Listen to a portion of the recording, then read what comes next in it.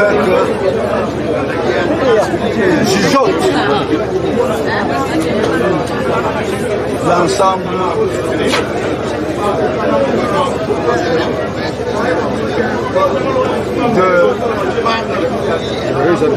des choses, des informations, la plupart fausses, qu'on débite par-ci par-là.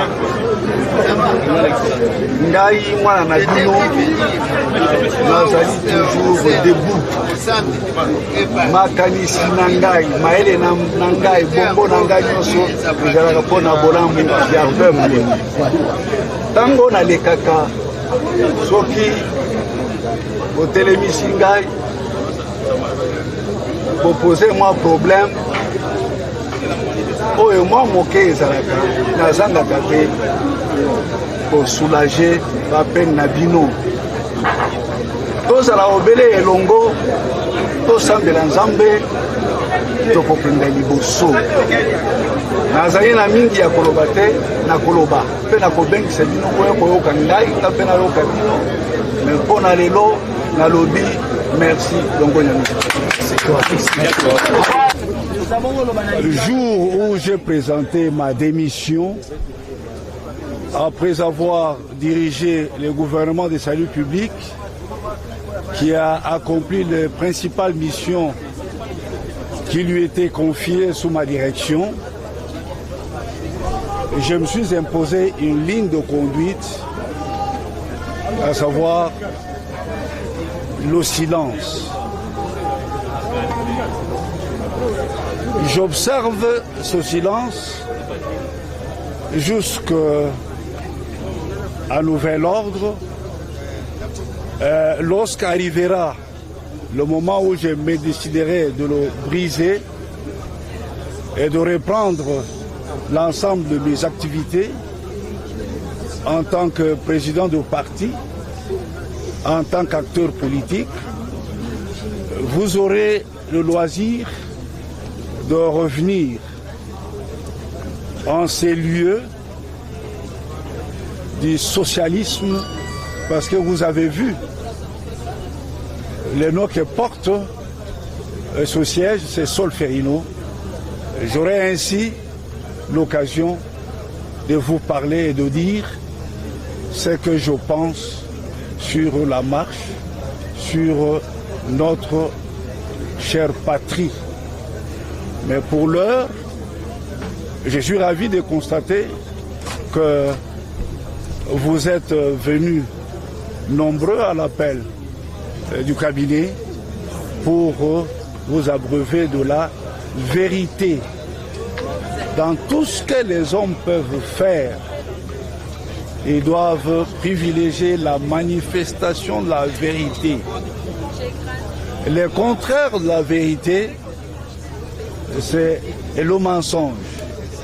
Et un grand philosophe disait qu'un mensonge, même répété un million de fois, ne se transformera jamais en vérité. Et donc, comme je viens de le souligner, j'observe encore ce silence que je me suis imposé.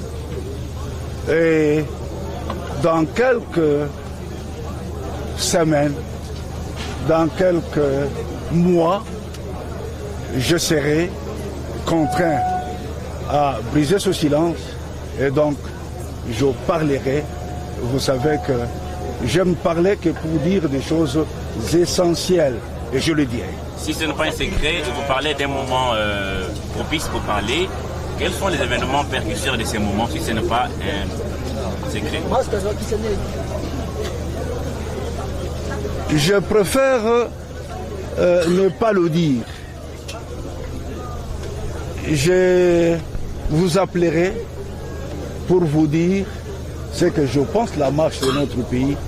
Et je veux m'étendre sur l'ensemble de secteurs d'aspect parce que je le maîtrise parfaitement étant donné que j'ai eu à diriger avec succès le gouvernement de la République qui a eu toutes ces performances qui ont été signalés, vantés ici et là, et même au-delà des océans. Je vous remercie. Et ce document, je vais le mettre à votre disposition.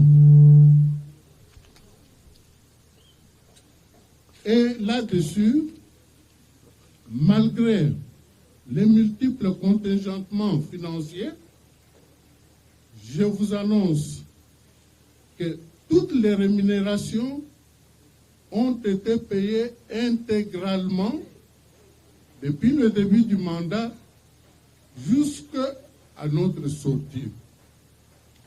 Et avant de sortir, il est de coutume que des indemnités de sortie soient payées, représentant 6 mois de salaire. Ces indemnités ont été payées. Et le document que voici, que je vais encore vous donner, atteste bien que l'ensemble du personnel du cabinet a été payé. Il n'y en a pas eu pas un seul. Et les institutions concernées, que je vais citer tout à l'heure, n'ont enregistré aucune revendication, aucune réclamation. Alors le document, pour une meilleure compréhension, pour le paiement de ces indemnités de sortie, voici la procédure qui avait été suivie. Le ministère du Budget a procédé à la liquidation, le ministère des Finances à l'ordonnancement, la Banque centrale au décaissement des fonds qui ont été orientés vers une banque privée qui avait été choisie par le ministère du Budget et des Finances. Et c'est chez Equity Bank. C'est là que tous ces fonds ont été logés et un compte a été ouvert au profit de chaque membre de cabinet qui a dû toucher l'argent à partir de son compte et a utilisé son argent à sa guise. J'insiste, tout cela a été fait sans aucune interférence de la primature. Donc la primature n'est intervenue ni de loin ni de près dans cette procédure. Je vous donne lecture.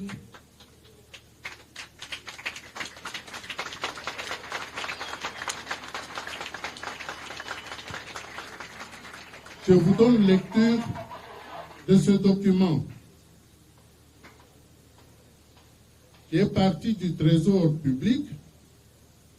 Objet, transmission de l'état de paye des indemnités de sortie en faveur du cabinet du Premier ministre du gouvernement sortant. Le document a été adressé à Monsieur l'administrateur directeur général à Equity Bank. Monsieur l'ADG, j'ai l'honneur de vous transmettre pour ouverture de comptes bancaires individuels et paiement l'état des salaires des indemnités de sortie en faveur de l'ensemble du personnel du cabinet du Premier ministre du gouvernement sortant pour une enveloppe totale de 3 365 538 358 francs congolais, constitués des montants repris sur les OPI numéro 98 603 et 98 602 du 23 avril 2019. Comme vous l'auriez suivi, l'ADG qui reçoit les états de paye de l'ensemble du personnel des membres du cabinet. Pas un seul n'a été oublié.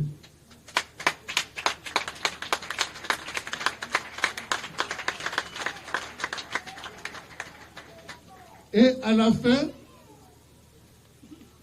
ni la banque Equity, ni le ministère des Finances, ni celui de budget n'ont enregistré aucune réclamation.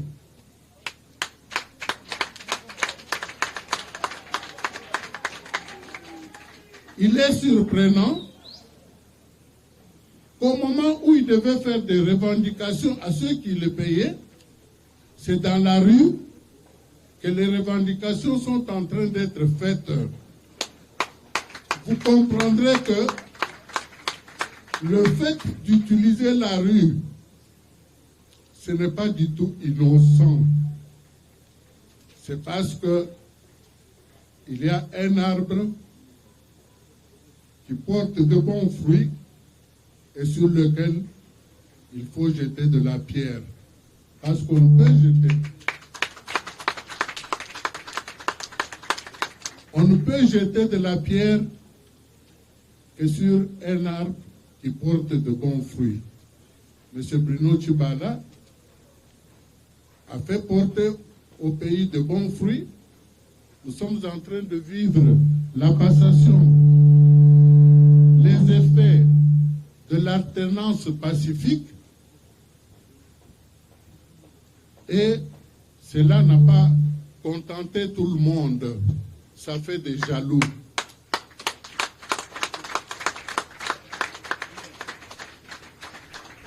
C'est un monsieur qu'il faut protéger. Je pourrais même dire que il est l'or pour ce pays. Parce que des gens comme ça, on en trouve rarement. Tshibala viva! Tshibala viva! Tshibala viva! Tshibala viva!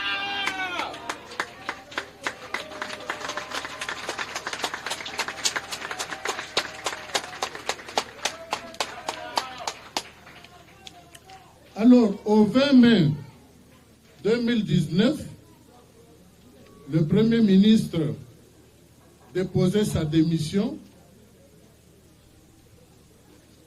et celle de tout son gouvernement. Il va de soi que le cabinet devait cesser d'exister parce que le géniteur du cabinet venait de déposer sa démission. Mais aussi paradoxal que cela peut paraître, il y en a qui ont cru que le fait d'avoir été au cabinet, c'était une retraite assurée. Ils ont cru qu'ils allaient avoir des paiements même en dehors des prestations au cabinet. Or, le salaire, c'est une rétribution d'une prestation. C'est ainsi qu'à la même date, le directeur de cabinet a pris une note de service que voici. Fin de prestation des arriérés, complément de rémunération, conseiller chargé d'études et cellule management politique.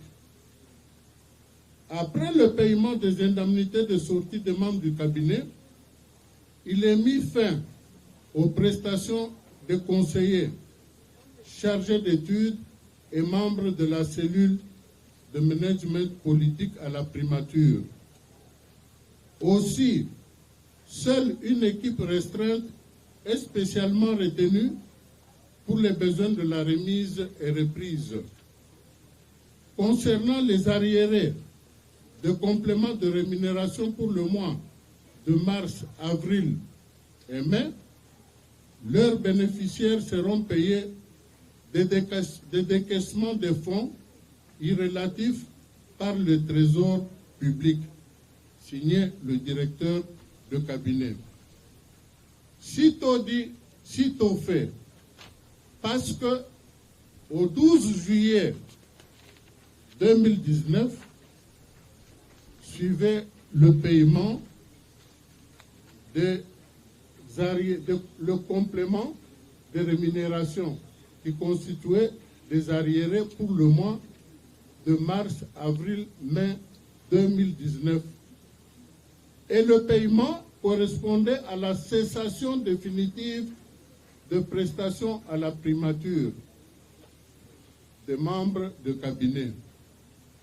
Même si on n'a pas fait de grandes universités, quand on dit indemnité de sortie, c'est-à-dire qu'on sort, on devait comprendre facilement qu'on sortait du cabinet et que c'était fini.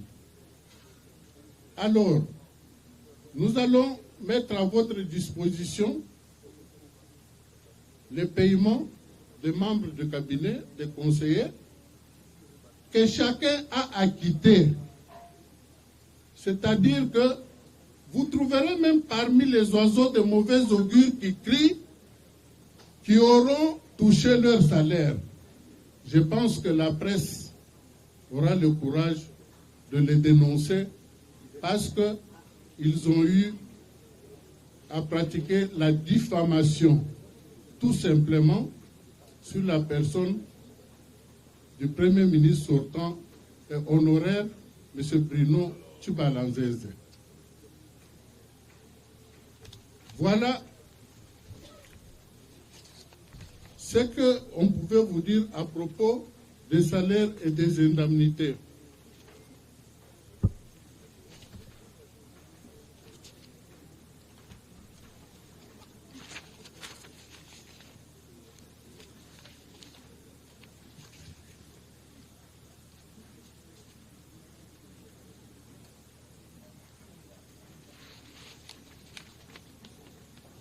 Que l'on n'ait pas l'impression que parce que nous avons été sous ces ordres, qu'il n'y a pas eu de témoignage sur sa personne. Tous ces documents, je vais les mettre à votre disposition. Ici, il s'agit des témoignages de son Excellence, M. Tambo Mwamba, qui à cette époque était ministre d'État, ministre de la Justice et garde des Sceaux sur le Premier ministre Bruno Tshibala-Nzeze. Je vous en donne la lecture. On ne gère pas l'État avec les émotions. Vous l'avez géré sans état d'âme. Personne, Monsieur le Premier ministre, n'a de leçons à vous donner sur la démocratie. Vous avez accepté d'être crucifié à l'issue des négociations du centre interdiocésain pour sauver le processus électoral et nous amener là où nous sommes arrivés aujourd'hui. Personne, Monsieur le Premier ministre, n'a de leçons à vous donner en ce qui concerne la démocratie. Vous avez souffert dans votre chair pour la démocratie. Vous avez été en prison. Vous avez subi des outrages. Mais pour cette démocratie-là, vous avez décidé que vous allez maintenir le cap. Et vous l'avez tenu. Et les membres du gouvernement vous seront toujours gré d'avoir été un grand homme. Un grand homme, pas seulement par la taille, mais aussi par l'esprit et la façon de conduire les hommes. Si je n'avais pas le micro à main, j'allais applaudir.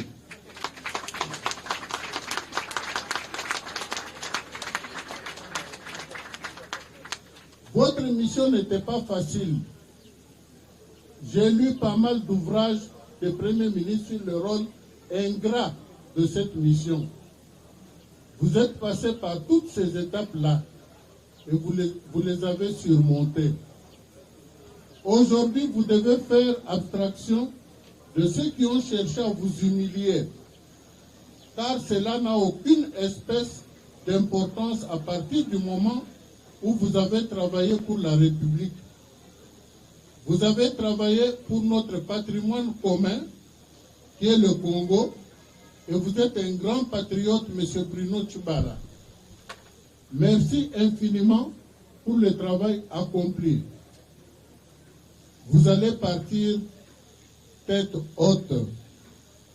Mes collègues membres du gouvernement et moi-même pourrons toujours témoigner de votre grandeur d'âme et de votre dimension d'homme politique. Il n'y en a pas beaucoup comme vous.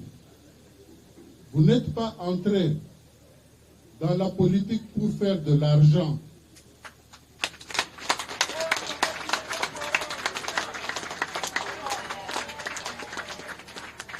Mais vous êtes entré, mais vous avez des convictions.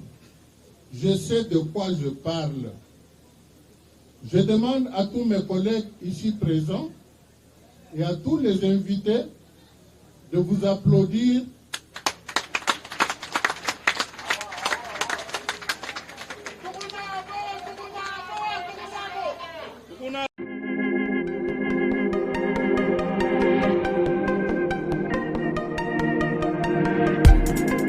Après 25 ans d'expérience, eh oui, de 1995 jusqu'à ce jour, Elton Store, l'unique shop congolais de Londres, la Grande-Bretagne, il est là, et la fierté à la communauté Nabiso, et surtout, il y a un homme d'affaires congolais sérieux dans la diaspora. Oh yes. Secret Elton Store et Zali Kakamoko, le sérieux, à quel na service qui t'a qu'on a client naïe. Avec ma produit naïe, où il y a première classe, il y a qualité supérieure. Oh, il y a ma bombe à Elton Store. Oh yes, mon climat bimbe yeba. Ma maman à Londres va confirmer. Elton Store, c'est le perso de produits cosmétiques. Il y a solo produits originaux. Et yes, les alipes perso et produits alimentaires, naturels et organiques. Au travers de nos produits cosmétiques, Elton Store détient le secret. Secret ya solo, où ya poso ya maman moi c'est qui toko. Poso ya moi so penza basali kolula, poso ya moi so mobala kotala ya lembate. Poso so ko tamboli masanga sima. Eh oui, yango ne ba produire zo tekama na kati Elton Store. Na ba produit alimentaire, où ya Elton Store, yango de secret ya cuisine ya maman congolaise. Eh oui, nyonso ko se pensa mobali na yo ezali. Pondu, matembele, ngai, ndole, fumbwa, ndunda, bilembwe, oyo nyonso penza, oyo kobonga pona cuisine na ezali. Oh yes. Olingi mobali na yo asepela na yo libela na libela. Olingi mobali na yo atalaka yo lokola mwasi azali kolula sika. Oh yes.